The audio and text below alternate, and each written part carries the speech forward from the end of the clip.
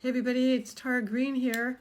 I seem to keep having some technical difficulties, which is par for the course. We are still in that Mercury retrograde, which does end mercifully today. Some Mercury retrogrades are worse than others. It really depends on what sign it's moving through.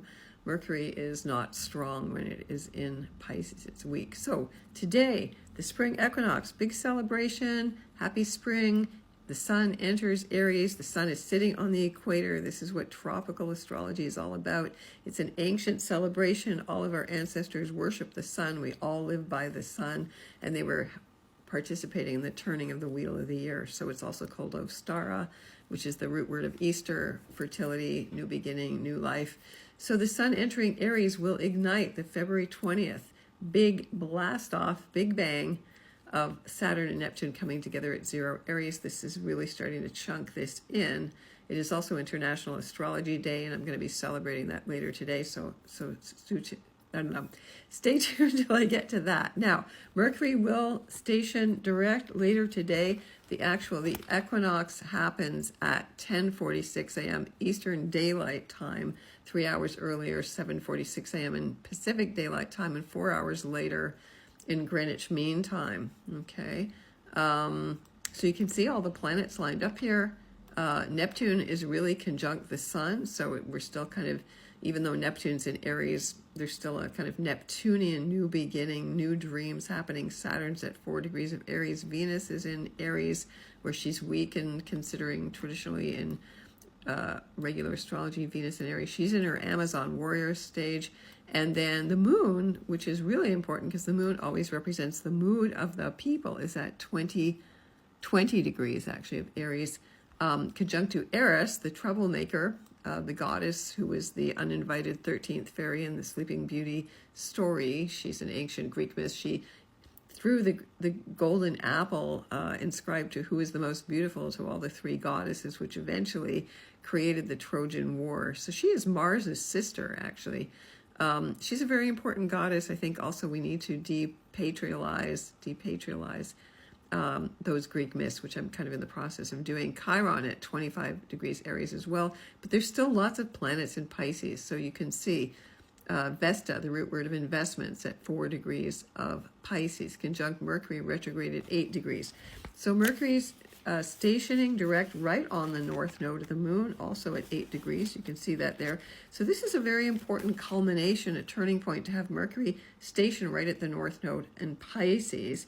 You know, if you go by degree astrology, that would be a Scorpio. 8th sign is Scorpio degree as well. So Mercury stations direct 12:33 p.m.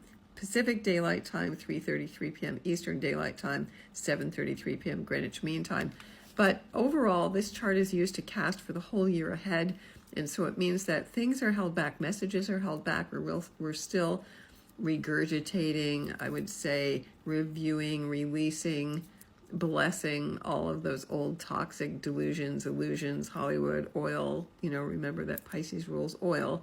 So there's a choking up with Mars and Pisces there. Things are not flowing. There's a submerged anger there, still boiling below the surface. Athena, the warrior goddess, is also in Pisces. So lots of Pisces energy.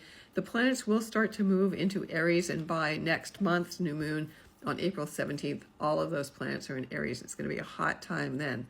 So as the sun hits 0 Aries, again, this is traditionally a celebratory day. You would plant seeds, you would plant new intentions as the sun enters Aries today. Now, it is the first day of spring in the Northern Hemisphere, and it's the first day of autumn down under.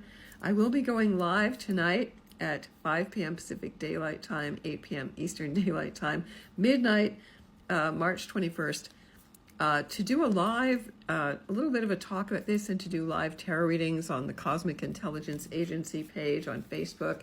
If you go to Facebook, the Cosmic Intelligence Agency has 1.2 million followers.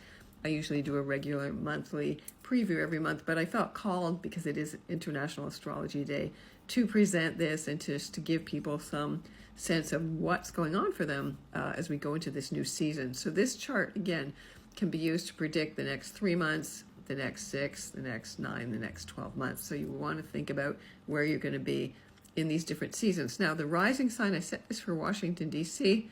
The rising sign is 13 Gemini.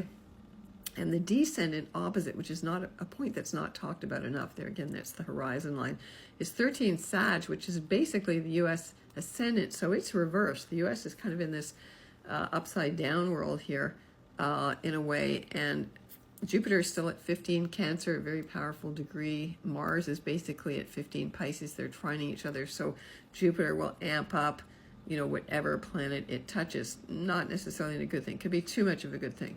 All right. So Mercury turning direct also. Mercury is going to station there for a few days until it starts to move. And it's going to take until April until Mercury gets back to its retrograde degree, which was 22 Pisces. So it's going to take until...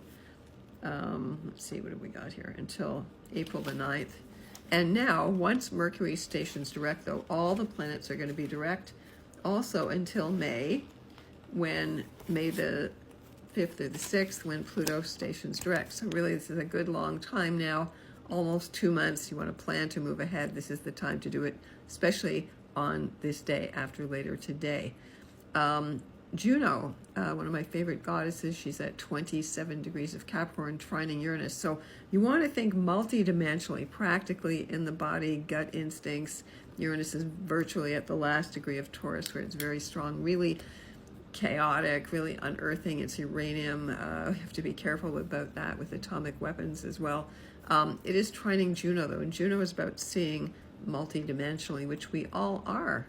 Okay, now, you want to look at where zero Aries is in your natal chart. You want to look at what you're planning to do in the time ahead. And again, because this is such a new place, we haven't been here before. We haven't been here in 6,731 years. Again, this is the end of patriarchy officially. The matriarchy starts now. And remember, matriarchy is not the inversion. It's not the same thing as patriarchy at all. It is just like today. There are only 2 days of the year when day and night are equal, when the masculine and feminine polarities are equal.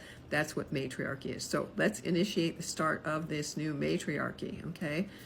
It is a balance of the attributes, natural attributes of the masculine and the feminine. We want to get back in touch with our nature, especially as we're going into this fire and air era. So again, the sun at zero Aries is triggering the Jupiter-Saturn conjunction that happened December 21st, 2020, when they met at 0 degrees of Aquarius, and when Pluto also initiated itself into Aquarius, which was March the 23rd, 2023. It went back and forth over that doorstep and then finally decided to stay in Aquarius last November 2025. I'm losing track of time here. Doesn't 2025 seems like it was ages ago already? Now, trust me, everything is going to start to go faster once Uranus enters Aries in like about 3 weeks, a month from now. So really, take stock of resting as much as you can before we amp up into this whole new level. Okay, now Ceres, the Great Mother, is in Taurus. That's very nice for her to be in Taurus. She is conjunct Chiron, so again, we might be feeling vulnerable, wounded, angry. And Ceres in Taurus is really all about nurturing your body. Get some body work, get grounded, go barefoot. Again, planting, getting in touch with nature, growing your own food. With the oil embargoes going on, the cost of food is going to go sky high. That's also really what Jupiter in Cancer is indicating, because Jupiter overamps. So, start to learn how to grow your own food. I would strongly recommend that you buy a sprouter. I have a good one that I bought on Amazon, and buy organic sprouts and make your own sprouts so you have fresh supplies of food. With the oil prices skyrocketing, everything's going to be even more expensive. I would stock up now. I would learn how to change your diet and eat much more carefully and consciously, and especially with the South Node in Virgo, right? This is about the health of the land, your own health, and tightening your belts. Okay, definitely tightening your belts. Okay, so if you want to get in touch with me, I'm at terratarot.com if you want me to check into how all of this big change, huge cycles, new beginning, we haven't been here before, is affecting you personally. I'd be very happy to do that. You can get in touch with me at terratarot.com, and sending you many blessings and hope to see you later today.